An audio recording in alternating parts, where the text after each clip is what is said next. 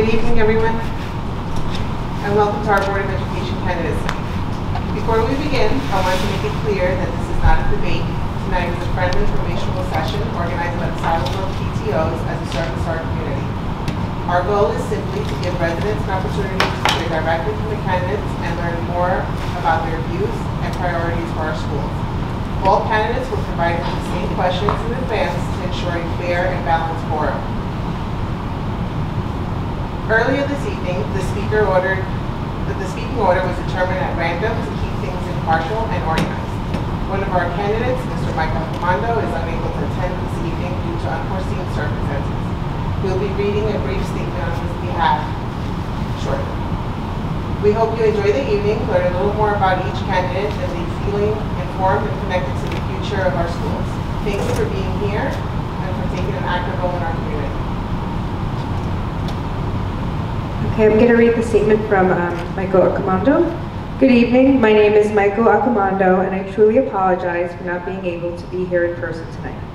My daughter has her final cheerleading game this evening, and as any parent would agree, family comes first. In addition, my family is currently navigating a serious health matter with my mother, and I appreciate your understanding. For the past 12 years, it has been my honor to serve on the Board of Education, working alongside dedicated individuals to create meaningful progress for our students and schools. During that time, I've helped establish full-day kindergarten, ensured that every building has a guidance counselor, secured a $5,000 grant from Sealed Air for Smith School, launched Penny Wars, and raised thousands of dollars as the district's former Box Tops coordinator.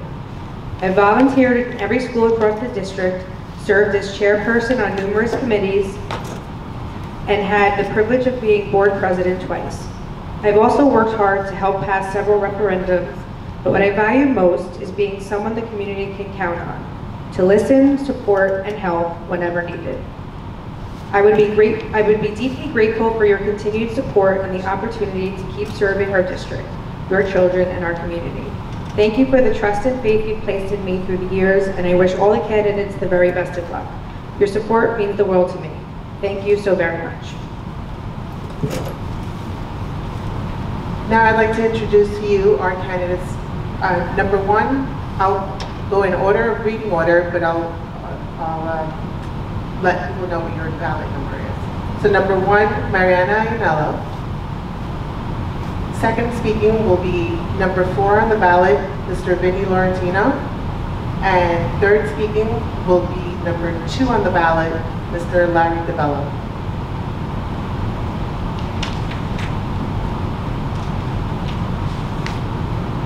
Would you like to do your opening statements?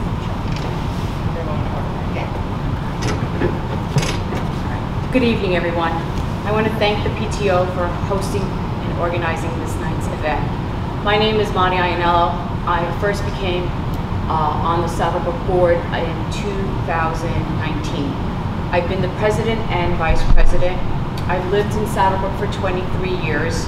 I've been married for 25 years with my husband, and we've raised 2 children, both who went through the Saddlebrook School District and are proud graduates. I've been a teacher for 20 years. I've served many roles. I've been a classroom teacher, a BSI teacher, an IRNS coordinator, a 504 coordinator. I'm also a supervisor to the summer camp. I also do an aftercare program there now. I've seen learning in all different aspects with children.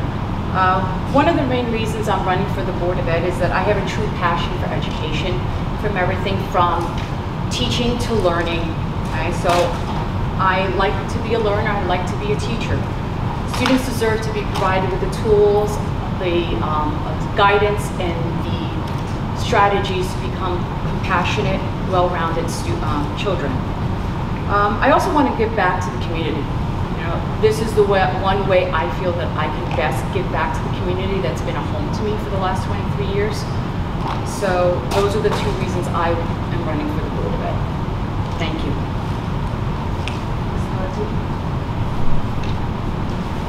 Good evening. I'd like to thank the PTO for hosting this for us tonight. My name is Vin Laurentino.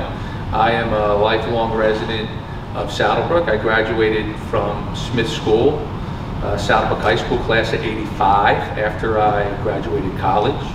After high school, I went to William Patterson College, got my degree in marketing. Upon graduating from college, I joined the Saddlebrook Police Department, where I served for 27.5 years, rising to the rank of captain. As a captain, I got to work intricately with the schools. I knew all the superintendents, the principals, staff, community. So I really got to learn the school system very well. Married to my wife, Susan. We have 4 children, all of them educated here in Saddlebrook. They all went on to get their college degrees. My 2 older children are both married, both also graduates of Saddlebrook High School. My daughter-in-law, in fact, is a teacher in the Elmwood Park School District. My son-in-law is a sheriff's officer. And we have 3 wonderful grandchildren who will be educated sometime in the future in our Saddlebrook School District. So why am I running for the board? My plan when I first ran 6 years ago was to do 6 years. Just recently before this, I decided to run for a 3rd term. And the reason for that, it's like moving a ship in the ocean. You take a large ship, it turns very slowly, but it does turn. I believe 6 years ago, maybe we were not in the best shape, but I believe over the last 6 years, we've definitely turned this district around. And I'm so excited about what we have going on that I really hope to get another 3 years and really build upon all the work that we've put in the past several years. Thank you. Hi, I'm Lawrence DeBello. Thank you very much to everyone tonight that helped bring this about. I appreciate the PTO. So, I'm a resident of Saddlebrook, and I also very much wanted to get involved in the school district. I'm a police officer in town. I am a husband, I'm a father, and I wanted to get involved because I was looking at the scores are a little bit below average, and I would like to be able to bring my expertise to the district because I am an educator in the past. As I said, I am a police officer now, but I did spend 15 years in education, teaching at various levels. I spent the bulk of my time at Bergen Community College teaching history and geography to adults. But I did do student teaching at the high school level, and I worked in Mahwah and Glen Rock, helping students with special needs on my road to becoming a certified teacher. I am certified K through 12 in New Jersey and New York. I went to Ramapo College where I got a degree in history and education. I also got a master's degree from the University of Norwich in Vermont in military history and global studies. And I became a police officer in 2020, and that's my current role. Thank you. We'll begin our questions now.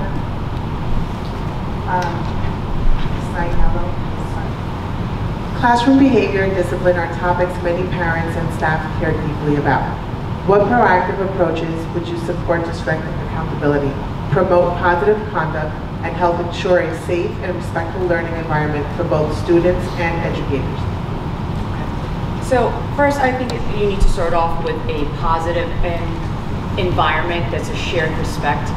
Okay, so I think there needs to be accountability and teachers as well as administration being present and seen among the school.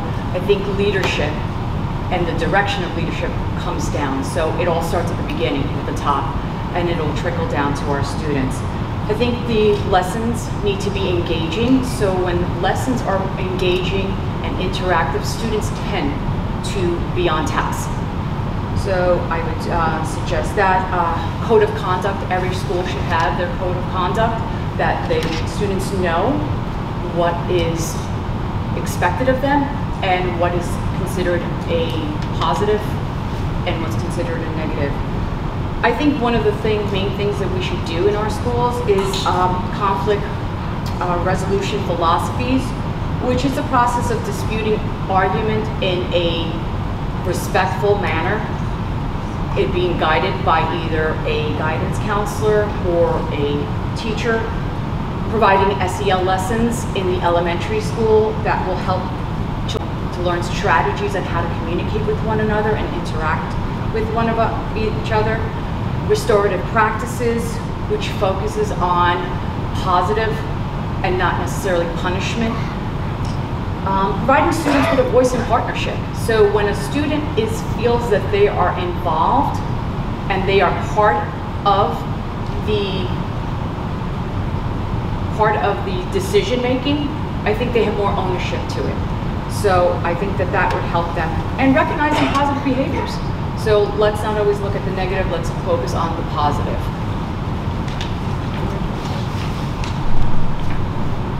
Just in case anybody's wondering, my phone, I keep it here as my timer because I'll talk forever. So the first thing I want to address with this question is a safe environment. I am a retired police officer. When I first got on the board 6 years ago, we did not have Class 3 officers in the school, and I felt that was imperative to create that safe environment. So thank you to the mayor who's here tonight, the police chief, the then superintendent, the board. We did work together. We do have Class 3 officers in the school, so at least now we know all our children are safe and secure. You know, when it comes to this question, it's somewhat of a cliche answer. You don't want to say, well, you know, it's a cooperative effort between the community, the Board of Education, our superintendent, our staff, our counselors, giving them the best personal development trainings that we can give them. But it's not a cliche. In fact, it's true. An example I'm going to give is I am a Class 3 police officer in Fairlawn, which I didn't mention. And I was in working the other day, and there was a behavioral issue from one of the students who wanted to leave the building early in the morning. And basically my job was to make sure they don't run out of the school. But I was able to watch, and this is what we do here, is that the counselors, they had the proper training. It maybe took 15, 20 minutes, but in the hallway, they were able to talk this child down to at least get the student to go to the classroom.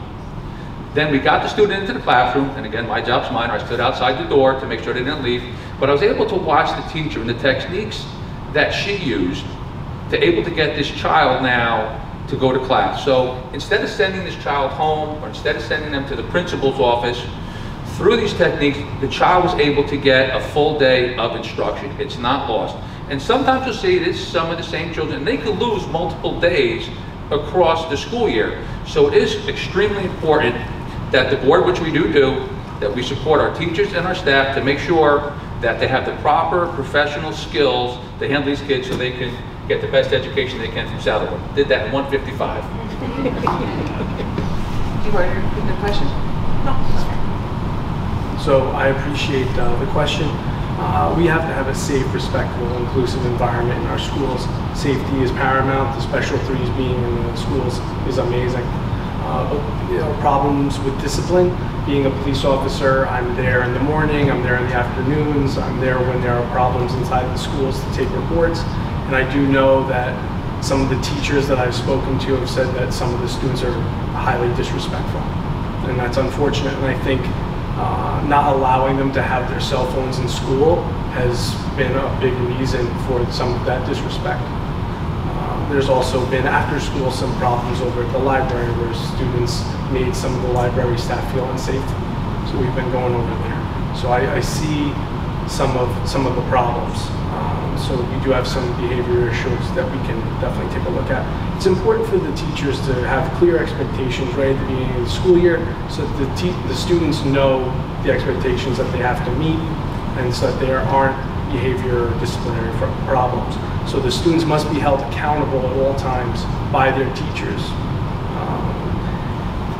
You have to collaborate with parents and the staff so that you have a two-pronged approach or a pincer kind of approach where if a student was to lose a privilege at school for something, maybe less recess or less study hall, something like that, maybe also you would have something at home that the parents or a guardian could also effect at home, some kind of discipline.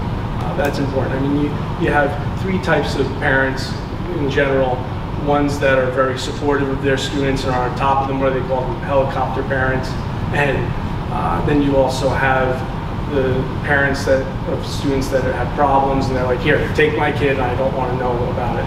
The key is to have a collaborative response in working with our students.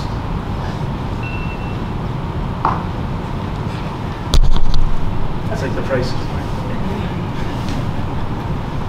Okay, our second question. So Martina, we're going to start with you. Are there any circumstances that would cause a conflict of interest for you? Would you be able to serve on committees and vote impartially, or would conflicts require you to abstain from voting? So I'm going to start. My first comment is definitely not directed towards you. I came up with this 6 years ago. Would you rather have an ineffective, inefficient board member with no conflict, or would you rather have an effective, efficient, experienced board member with conflict? This is really the Mari and Vinny question, and I'm very happy to answer it. I wish more people would ask me, because my conflict and Mari's has almost no effect on our ability to be effective board members, and I'm going to explain to you why. The reason I have a conflict is my wife Susan is a teacher over at 6th grade in Smith School. She's in the audience. So what can I vote on? What can I do? I can't vote on anything to do with Sue. I can't vote on anything to do with her boss, Deborah Wonder, the principal. I can't vote on anything to do with their boss, the superintendent, Tony Violetti. And what committee can I serve on? It's negotiations for the teachers. And I'm going to start with committees, because every committee on the Board of Ed only has 3 people plus the president, vice president. So that means 5 people are not on every committee. What the committee does is they bring the information back to the board, and then the board votes. But let's think about negotiations with the teachers. Who negotiates that? It's the lawyer for the teachers, it's the lawyers for the school, with the input from the board. By the time that makes it to the Board of Ed for vote, everyone we've had since I've been on has been a unanimous vote. So that teacher's contract is either going to pass 7-0 or 9-0. I literally have no effect on that. So if that's important to you, I can understand that. What's the number one thing I abstain on? It's really my wife's paycheck, although I do get to spend it.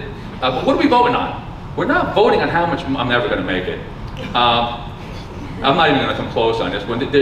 Real quick, what I abstain on is Sue's paycheck. Not how much she gets, but should we approve all the expenditures for the school district. The other thing that I abstain on is workshops. It's for Sue's workshops, Deborah's workshops, and Tony's workshops. But those are all things, when Sue goes to a workshop, it's for every 6th grade teacher. I'm going to steal Mike's minute, because this is too important. Too many people talk to me about it. Every workshop they go to, it's not because she's my wife, it's because every 6th grade teacher in the district is going for it. Every workshop that Deborah Wonder goes for, it's because the principals have either mandated or some specialty she does. And for Tony Violetti, it's everything she has to do. But the important thing that I can't do is we have one employee of the Board of Ed, it's the superintendent. The one thing I can't do is hire the superintendent. However, we're fortunate because the board got it right when we switched superintendents, and now she's with us and she has a contract. So I went a little long, but this question, and if you've watched the last 6 years, and I'm going to speak up for Mari on this one too, has not affected our ability to be a good board member at all. Sorry for going long. 251, wasn't that long? So I have no conflicts of interest of any kind. I can serve effectively and efficiently at this position. Thank you. You got Okay, so I'm just going to piggyback on what Vinny had mentioned. So I am conflicted when it comes to my husband, who's the athletic director. So anytime there is any discussion for his position or any of the coaches or anybody underneath him, I'm not part of that conversation. There are 9 of us. It has not been a problem for the last 6 years. I'm not part of the conversation. I'm not part of the voting. There is not one that we're affiliated to it's been a problem. So that is not it. The same goes for Mr. Meisch. So if there's a workshop that he's going to because he's considered my husband's boss, I can't vote on that, as well as Mrs. Violetti. I kind of confer with you is we've had great luck with our superintendent now. I don't foresee that to be a problem of rehiring another superintendent. I hope not. So I don't think that that's going to be an issue. And I will say though, at some point or another, most of us on the board are conflicted in one way or another. So there are board members who are married to a spouse who's in education, so they can't serve in the negotiating team for the teachers. If there's another person who is part of the administrative union, so that person can be. So in one way or another, we've all been conflicted. I also abstain from the paychecks for my husband, and we do it to be transparent, to be honest with you. And at any point, if there is a concern, our board attorney would tell us, you cannot be part of this, or you are not allowed, and we are not part of it. We walk out of the room. And to be honest with you, it's not that often. And that's really good. And if you need me to repeat the questions, I will. Mr. Tavello, I'll start with you. In your view, what is the district's responsibility to protect students' rights and ensure equal access to education if federal or state guidance or funding were to change? How would you make sure our policies still uphold fairness and opportunity for every student? So we have a legal and moral obligation to our students to uphold those rights. So it's state and federally mandated that we do so. So $42 million or $44 million of our operational budget, 88% of that comes from our tax revenue. Only about 8.3% comes from state aid. So even if we were to lose some of that money, I would work with the superintendent and the business administrator on guidance on how to proceed further. So we do have to just make sure that the kids and the students are getting a full and total education. Title VI, which is no discrimination via your race, will be upheld no matter what. Title IX, no discrimination due to someone's sex, that will be upheld. The ADA and 504 rules, that there will be no students with disability discrimination, they're all going to be there no matter how much funding we have. Thank you. Mrs. Iannello? I agree. There is no, even there's funding is cut out, that's not where we're going to be cutting it out. The children's rights will continue to happen.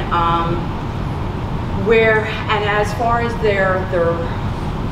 the responsibility to protect them, what we do is we receive guidance from Strauss Esme, which is updated, all the laws that gets updated to us. So if there's any new policies or mandates from the state, we get it. The policy committee views it. We are introduced to it. We have a reading on it. Sometimes what they do is they tell us if there's certain things that we can tweak. So as a committee, we'll look at it, we'll discuss it, we'll make sure that it's in the fairness of the students and the staff. Then we put out to the public. So that's why we have a first reading with policies, then a second reading. So if any point you're unhappy, the community's unhappy with it, they have an opportunity to come and discuss it, bring it to our attention, and we can look at it again. We regularly have policy meetings, so pretty much about once a month, once every 6 weeks, and that's what we do. We evaluate to make sure that all of our policies are current and they are in the best interest of everyone in the building. And again, state funding, what would happen if we were cut with funding? It's going to affect different areas. It could be affecting positions, it could be affecting maybe stipends we have. So that's where the cuts would be with federal funding if it's cut from us. Let's hope that it doesn't, but it would never be from the students' rights. Mr. Lawrence? I will say sometimes it's tough to go third after people give two great answers. But no, we have a moral, fundamental obligation to ensure that every student in Saddlebrook gets a proper education. In fact, it's our obligation to make sure that they get the education that they deserve so that when they graduate high school, they're ready to do whatever they want to go on into the world. How do I contribute to that as a Board of Education member? Well, again, we work cooperatively with our superintendent, our directors, our staff, our schools, our principals, our community. As Mike said, we make sure we have all our policies are in order. What we need to do as a board is to create a climate, and I think we've done that, where people now understand that the board is fully behind our educational system, and we're going to do whatever it takes to make sure that it gets better. And I do think if you look back in the last 6 years, it definitely has gotten better. In a minute. I want to talk about the federal and state funding. Listen, we need to change the state funding formula. But luckily with this board over the last 6 years, and I give a lot of credit to Ray Karate, is we took, I think, and please go back and watch the audit meetings, the budget meetings. We took a district that was not on the most solid physical ground. And I think today we are on very solid physical ground, and that's important because if anybody watched the last meeting, when Mr. Karate dropped the bomb on us that our insurance premiums are going up 38%, our prescription premiums going up over 50%. It's going to be a several $100,000 hit to the district. But luckily, because of the work we've done, we're going to absorb that, and you will see that not one child's education is going to be affected, which is the most important thing.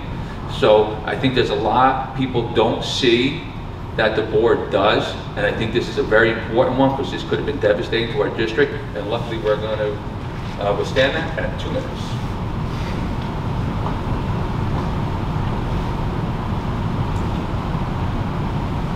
Okay. We'll start. What steps would you take to address the mental health and well-being of our students and staff? Okay, so I first want to just mention what we presently have in case you don't know. So currently we have an initiative of a Tier 2 mental health counselor which provides resources and counseling. We have a youth mental health training for staff and parents. There's a guidance counselor in every school. And we've also now have the addition of Gaggle, which is an online therapy for students and staff. So I think we have done very well with addressing mental health. Since 2023, 1 in 3 students are considered to have some form of depression. It's gone up 37% since the pandemic. 1 in 5 have been diagnosed with some type of mental issue. So it's really important, this initiative, and I think we need to continue with it. Some of the things I would like to see in the district are is creating a wellness room or a space in each school. Some of our schools have it, not all of our schools. I would really love to see that, where students can leave the classroom if they're having trouble regulating themselves, to go there for a short time, regroup, and then come back to class. Incorporating group counseling. So in my district, what we do is we used to have the guidance counselor meet with a group of 4th grade, 2nd grade students, where they would learn different strategies on how to manage their behaviors, talk about the responsibilities they have with doing homework, different things. I'd love to see that in the elementary level. And in middle school, kind of the same thing, but with peer mediation. So working with peers, maybe the upperclassmen, and all of this guided with a guidance counselor. This is not something that you can do, or a teacher that is able to, has been trained in some sort. So I feel like we can definitely do more. And just my last thing, which I don't know how much our administration is going to love hearing this, but I really would love a therapy dog in each school. I think therapy dogs are really, really important. I think they benefit, there's such benefits to that, and I would love to see that in all of our schools. That's my plan. Mr. Laurentino. Yeah, I think one of the important things in life is knowing what you don't know. And one of the things I was not the most well-versed person in, sorry, can I start over? My microphone was on. Sorry. One of the important things in life is knowing what you don't know. I am not a mental health therapist, psychiatrist, or anything like that. But what I do know in anything I've done in my life is when you're not well versed in something, you ask people who know, and then you have to use your own decision-making skills to figure out what's right and what's wrong. You know, I graduated high school in '85. We're in 2025. If you think what these kids are living through today is anything remotely like what I went through or you went through, we'd be totally wrong. Mental health is real. It is serious. I have 2 daughters. Both are social workers. They deal with the schools, so we do talk frequently through the years. One thing, there is still somewhat of a stigma with mental health, but it's just so important that we address this for children. Children with mental health problems cannot come to school and focus on their education. Children with mental illness, they could become a behavioral issue. And the way the world has become today, really the front line for mental health for children is our school district. Maya went over a lot of things that we do. It's imperative that we have our staff and everybody trained to identify mental illness, that we have the ability to help address that mental illness. It's important that our staff, you know, it's unfortunate to go off track, shoot. It's important, you know, teachers today, and we have the utmost respect for teachers, it's so much more than just educating our children. You know, now we're asking them to be mental health specialists, but at the bare minimum, at least identify it so that we can refer them to the correct person. And I just want to address, this is a great time for screen time. You know, parents, you could help us out a little bit. Kids, children should not have their phones during school. It detracts from their education. Unless there's an emergency, please support us and do not contact your child during the school day. Because what are you telling them? You're telling them it's okay. The school's telling you don't have your phone, but we're telling them it's okay to have their phone. And what are they doing? They're not just texting. They're going on social media, and they're going to see how many likes they got. So parents, please help us out in that regard. There's no need to really contact your kid during the day unless it's an emergency. Mr. DeBello. So 66% of our students have some kind of mental health problem, whether it's ADHD, anxiety, or depression. And we need to make sure that we're fully staffed with therapists to help them with cooperation with Care One and Bergen Newbridge when there are problems.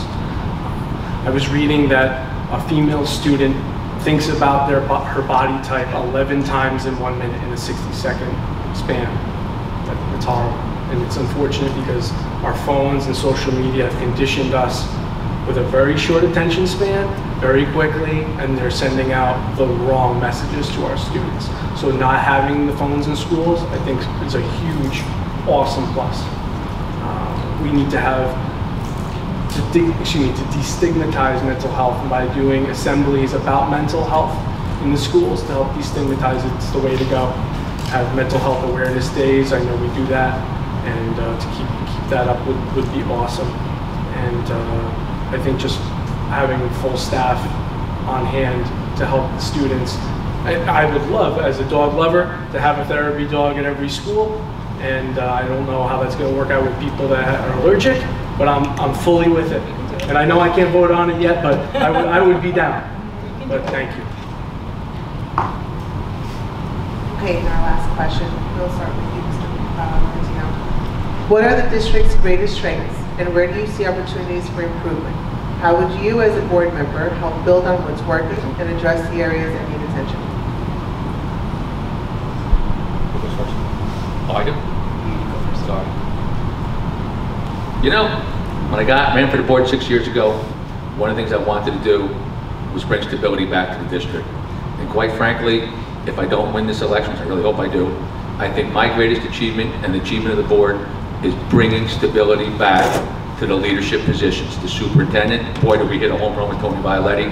We now have great directors, we have great principals, we have great staff, we have great community, we have great board supporting everyone. And how does that now translate into the education of our children? I hope some people watched a couple of meetings ago when Nicole DeBonis, who's phenomenal, went over our test scores. And test scores are going up, but what she did, and what she did with Jane Ellen Jenkins, don't leave her out, is they said, here's where we're doing well. Here's where we're not doing well. But because this leadership team has been together, they were able to implement the plan, address where our scores weren't doing well. We were able to look back after the testing cycle to make sure that what we did was effective. So what can we grow upon is we need, and like I said before, having a climate from the Board of Ed that supports the district. That's the most important thing we can have going forward, because if we can keep this team together, we can take what we've already started and we can build upon it. And that's why I want to be on the board, because we're still in that building phase. This school district can be so much better than we already are, and I think we're doing great, and I'm excited about it. But I really want to be a part of making the education for all these children to see them improve. Just remember. Yes, that's right. Thank you. Mr. DeBello. So some of the pros, some of the cons. Out of 427 school districts in New Jersey, we ranked 273, which is on that other end. That's something I saw, and I thought if I could help with my expertise on the board, I definitely wanted to be involved. Our reading levels are okay at 54% at grade level, but our math scores 27% at grade level. To me, we have to really improve upon that, and if I can help with my expertise, I definitely want to do that. As I've been walking around talking to people, some people have said that there have been bullying cases that they brought forth with their students. I'm not familiar with them, but some of the people have said that they weren't handled in the right way, or they were upset about it. So that's something I can look more into if I was lucky enough to be voted in. I would like to put together vocational programs, because not all students are going to go to Penn State or Alabama, which is my team, but some of them are going to work with their hands. Some of them are going to be electricians. Some of them are going to be plumbers. Some of them are going to be welders. And having vocational programs like home ec, culinary, for students that want to cook, having a vocational program for fixing things, electricians, shop. I think that's huge for students that aren't going to go that higher ed route. I also would like to see, I think it would be excellent to pair up our gifted and talented students with a low achieving student. So we could take a look at the test scores and say, okay, this student could do better. If we take a gifted and talented learner and pair them with that student and tutor them after school a couple days a week, we're going to bring that student's scores up and make them a more well-rounded student. I think there's just a couple things I'd like to see. Thank you. And Mrs. Zainab. Okay, so just a couple things. I think these are all great ideas, but what I want the community to understand is those are day-to-day operations that the board can't get involved in. That would be the administrative team designating and creating all of these programs and we approving it. We can come forward and provide ideas and suggestions, but they are the ones who create the plan and bring it to us, and it says at the recommendation of the superintendent, and then we approve. I will say though, I want to give a list. This is a short, obviously you can't read it, a short list of all of the accomplishments we've done in this past. I'm just going to outline some of the things that I thought that we really have done well. Option 2 program for college experience, and we do have work-based learning and teacher mentorship here.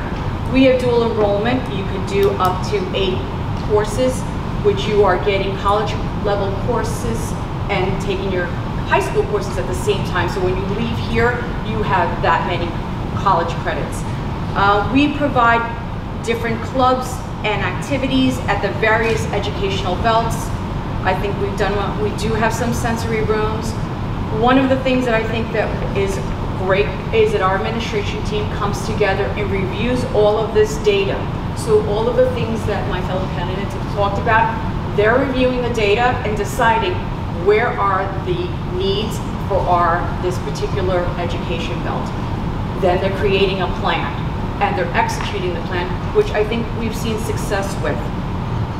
They're providing professional development. As a teacher, I'm going to say the worst thing to have is to have a curriculum thrown at you and not have any professional development within, say, okay, now teach it. Okay. Since I'm cut off in time, I want to tell you my improvements. Okay. I think we need to incorporate more technology. We need to incorporate and start learning about AI. Okay. AI is taking over many of the industries, even engineering. So we need to learn about that. I think coding needs to be taught at the high school level. I would like to see for certificates to be maybe classes brought in that you would gain some type of certificate. Continue updating the facilities and our safety in our schools. I know that. We'll move on to closing statements. And we're going to be starting with Mrs. Zainab.